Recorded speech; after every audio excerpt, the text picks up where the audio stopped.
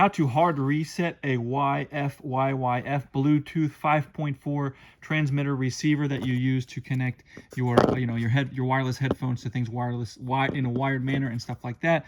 This is a BF02. You're going to want to do this if this thing is not connecting to your headphones or something like that, or if it doesn't seem to be responding properly, anything like that, or even if it's connected to the wrong thing. We can go ahead and clear the pairing history on this and then pair everything up again like new. So all we need to do this reset is we're going to make sure that it's turned on, and then once it's turned on, it doesn't matter what it's doing. Right now it's in pairing mode for the first set, but it doesn't really matter. What we're going to do is just do a triple tap of the power button. So I'm going to come in here and I'm going to go tap, tap, tap, and you'll see the lights go off. The lights both blink on, double blink, and then it just turns back on and goes back to its when you originally turned it on state, which is with its searching for a Bluetooth to connect to on the first headset or the first connection. So anyways, hope this video helped. If it did, if you leave me a like, I'd really appreciate it. Thanks a lot for watching.